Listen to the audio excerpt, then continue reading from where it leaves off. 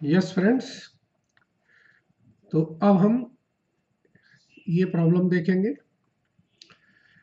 The Islet and Company Limited has been offered a contract if accepted would significantly increase the next year activity level.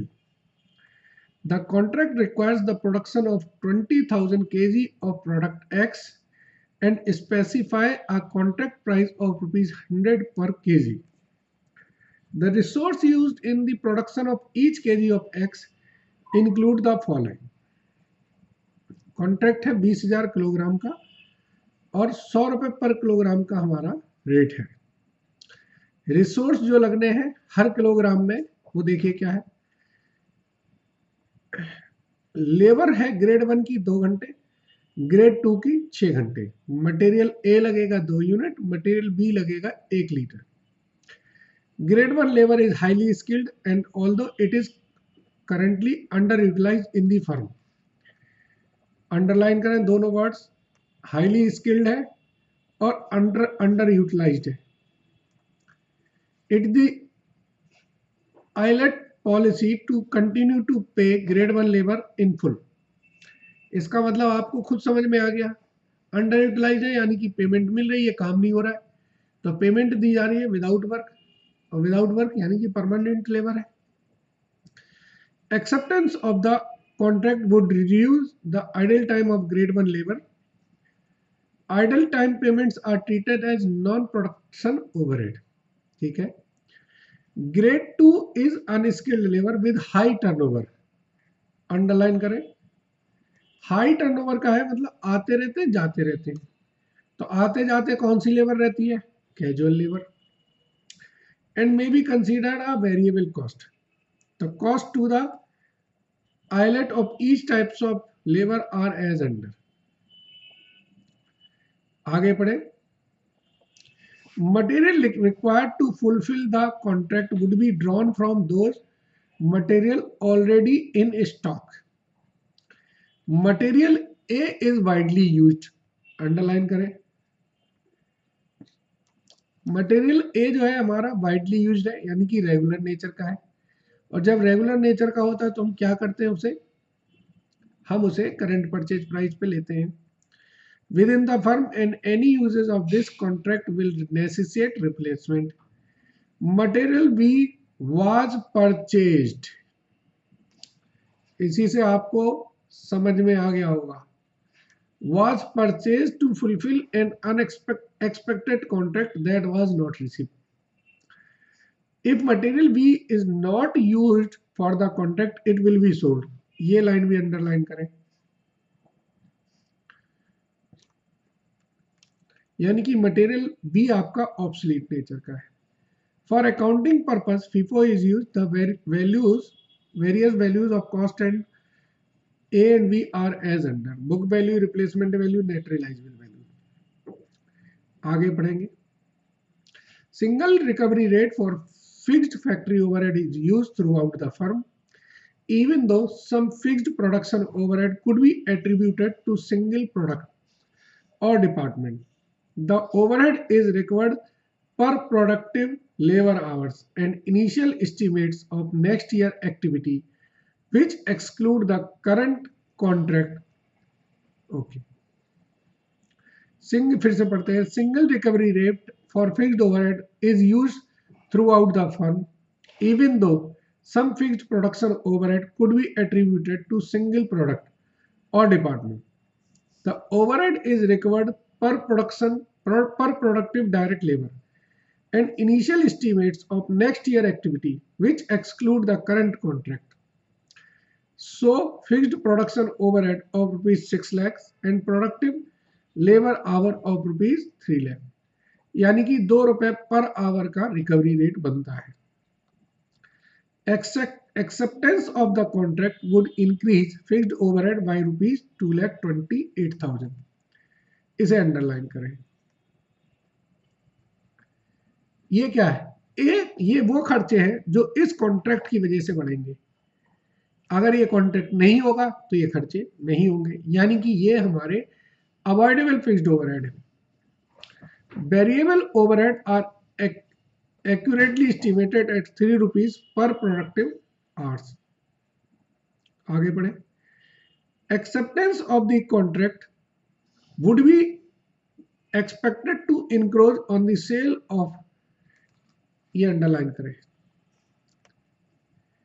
Expected to encroach, इसका मतलब क्या है, जो हमारा existing product है उसकी cell effect होगी. क्या? On the sale and production of another product by which is also made by Eyelet. It is estimated that sale of Y would then decrease by 5,000 units in the next year only. However, this forecast reduction in sale of Y would enable attributes fixed factory overhead of rupees 58,000 to be avoided. इसका मतलब है कि 58,000 रुपए के हमारे जो factory overheads हैं वो बचाए जा सकते हैं. Information on Y is as under. Sale price दे रखी है, labour, material, okay. All activity undertaken by job Eyelet is job costed using full absorption costing in order to drive a profit figure for each contract. If the contract for X is accepted, it will be treated as separate job for routine costing purpose. The decision to accept or reject the contract will be taken in sufficient time to enable its estimate. Effects to be incorporated in the next year budget and also in the calculation carried out to drive the overhead recovery rate to be used in the forthcoming year. You are required to advise Eyelet on the desirability of the product. So, how the contract, if accepted, will be reported on the routine job costing purpose used by Eyelet. Briefly explain the reason for difference between figure used in A and B above. Okay. अब इस question को जैसे हमने पढ़ लिया है, अच्छा question है ये और बड़ा भी है, तो चलिए इसको करते हैं. आपने देखा कि रेलेवेंट कॉस्ट में कितने मजेदार क्वेश्चन आ रहे हैं.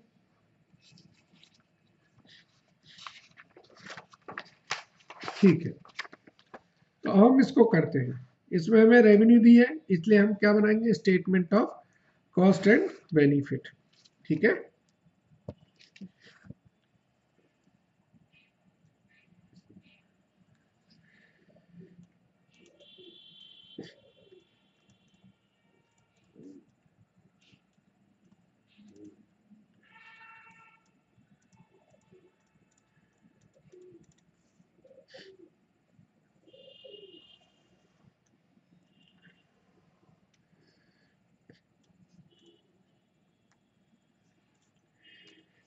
देखिए 20,000 केजी मटेरियल हम बेचेंगे 100 रुपए से, तो जो मटेरियल की वैल्यू होगी वो होगी 20 लाख रुपए.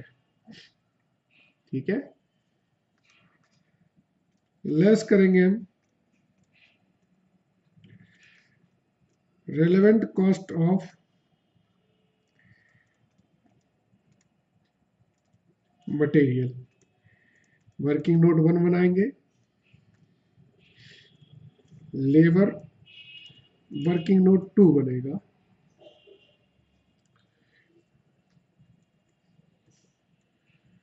ओवरहेड वर्किंग नोट 3, और भी जो जरूरत होगी करेंगे. तो सबसे पहले हम वर्किंग नोट 1 बनाएंगे, किसके लिए, मटेरियल के लिए. मटेरियल हमारे दो तरीके के हैं, ए और बी, दिया है क्वेश्चन में. देखिए मटेरियल है दो तरीके के, ए और बी. मटेरियल ए जो है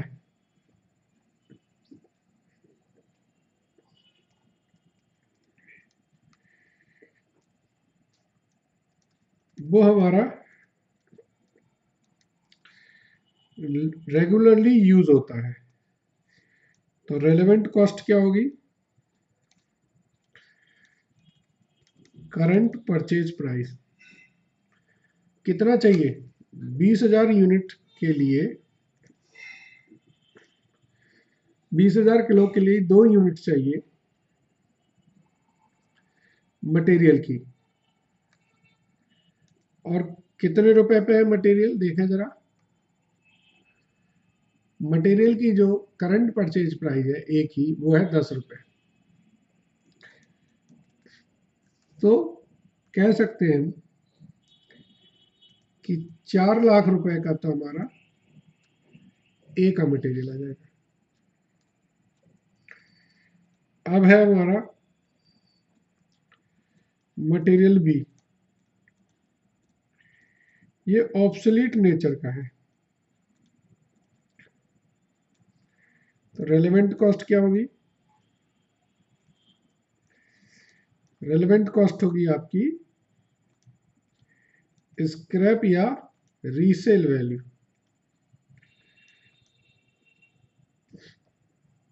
अब देखिए 20,000 यूनिट पे हमको 1 लीटर लगना है। और किस रेट का स्क्रैप वैल्यू इनकी देखें जरा। इनकी स्क्रैप वैल्यू है 25 रुपए की।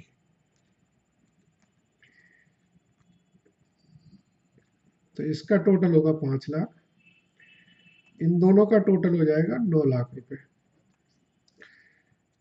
तो relevant cost of material I मेरी 9 लाख रुपए। ठीक है। वर्किंग नोट 2, वर्किंग नोट 2 में आएगा हमारा लेबर।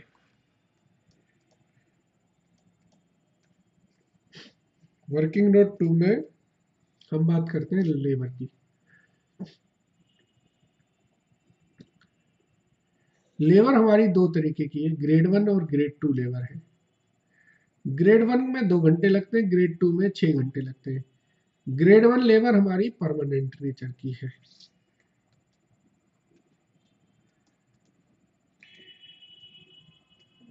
ग्रेड 1 लेबर जो है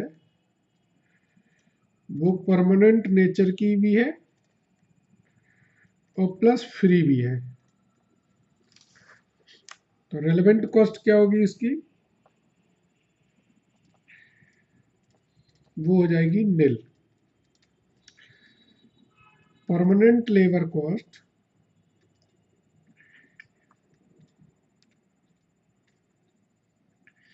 इसको हम क्या बना देते हैं? संक मानते हैं। अब हम बात करते हैं ग्रेड 2 लेबर की। ये हमारी कैजुअल लेबर है। और कैजुअल लेबर है, लेकिन ये भी कह रहे हैं कि हाई टर्नओवर है, यानी कि ये भी फ्री है। तो रिलेवेंट कॉस्ट क्या होगी? Actual labour cost. 20,000 यूनिट पे 6 घंटे लगते हैं। और एक लेबर का रेट क्या है देखिए। लेबर का जो रेट है वो कितना है? नीचे देखिए ग्रेड 1 ग्रेड 2 के रेट दे रखे हैं 2 रुपए।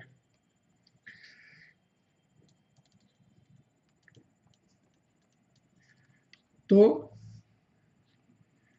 लेबर की जो वैल्यू आई वो आई 2,40,000। अब हम बात करेंगे ओवरहेड की।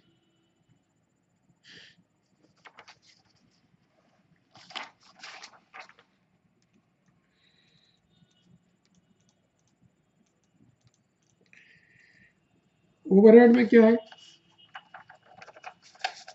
ओवरहेड में दो ओवरहेड है। एक तो वेरिएबल ओवरहेड। तो रिलेवेंट कॉस्ट क्या होती है?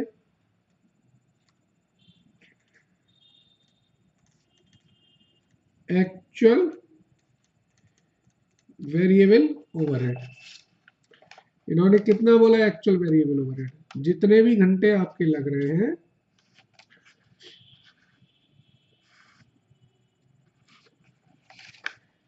उतने घंटे का 3 रुपए के हिसाब से। तो देखिए स्किल्ड में जो घंटे लग रहे थे वो कितने, 20,000 यूनिट पे 2 घंटे, 40,000 घंटे। और अनस्किल्ड में 20,000 पे 6 घंटे, 1,20,000। टोटल कितने घंटे लग गए, 1,60,000। सो वेरिएबल ओवरहेड कितने होंगे, 1,60,000 इंटू 3, 4,80,000। ठीक है सर, 4,80,000 रुपए आपके वेरिएबल ओवरहेड होंगे। बी,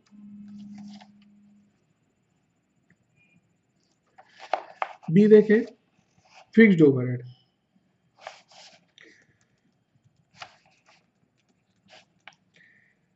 फिक्स्ड ओवरहेड में दो तरीके के होते हैं, एक तो है अनअवॉइडेबल। अनअवॉइडेबल जो फिक्स्ड ओवरहेड है उनको हम क्या लेते हैं, रेलेवेंट कॉस्ट उनकी होती है निल।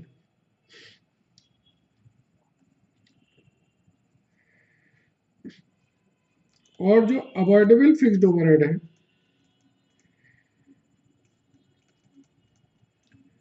उनकी रेलेवेंट कॉस्ट होती है एक्चुअल ओवरहेड, दैट इज 2,28,000। तो फिक्स्ड ओवरहेड में जो टोटल आएगा वो हो जाएगा आपका 7,08,000। रिलेवेंट कॉस्ट फॉर या ऑफ ओवरहेड। आपको देखिए बुक में लिखा हुआ था,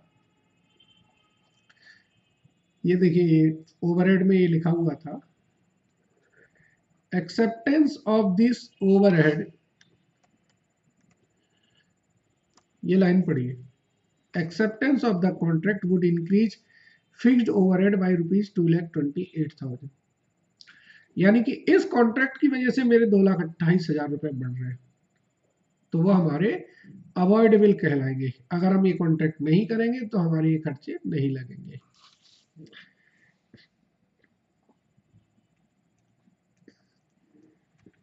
ठीक है, इसके बाद जो एक इंपॉर्टेंट फैक्ट था जो इसमें आया था वो ये था, चौथा वाला पॉइंट। ये नया पॉइंट है, जरा इसको समझ लीजिए। इन्होंने बोला activity of the contract would be expected to encroach, मतलब इसको अगर कॉन्ट्रैक्ट लेते हैं तो मेरी एग्जिस्टिंग जो प्रोडक्ट है बाई उसकी सेल कम हो जाएगी। तो अब हमें निकालना है benefit lost due to acceptance of this order. ठीक है, तो वर्किंग नोट 4 होगा,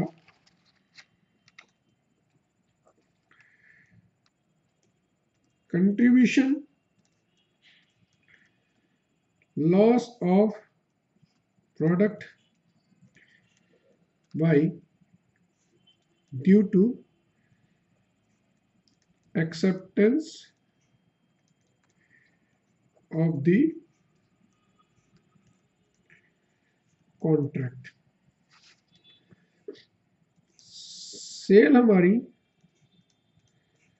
5,000 यूनिट पे 70 रुपए से 3.5 लाख की होगी, जिसमें जो मटेरियल लगेगा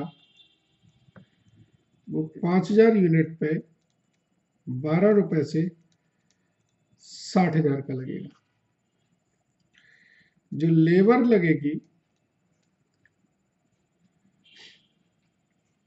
वो 5,000 यूनिट पे 4 घंटे लगाएगा और 2 रुपए का उसका रेट है। ये ग्रेड 2 की लेबर लग रही है इसमें, अनस्किल्ड वाली। नहीं, 20,000 इंटू 2, यानी कि 40,000 रुपए की आपकी लेबर लग गई। इसके बाद इसमें जो अवॉइडेबल फिक्स्ड ओवरहेड है वो 58,000 है।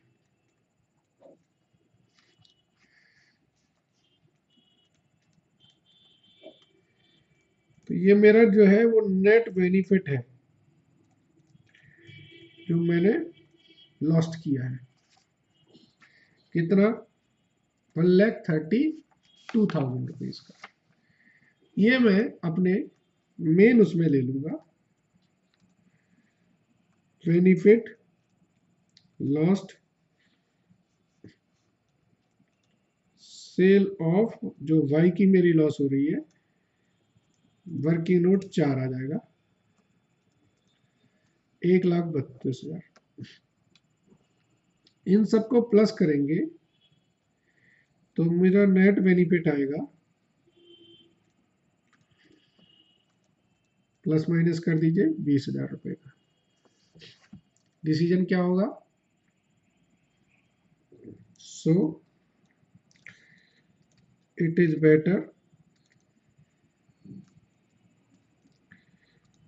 to accept the contract due to net benefit of ₹20,000। ये हमारा रिमार्क आ गया है। तो आपने देखा क्वेश्चन में कई तरीके के एडजस्टमेंट आएंगे, आपने अपने फंडामेंटल्स को यूज करते हुए इसको सॉल्व करना है। ठीक है।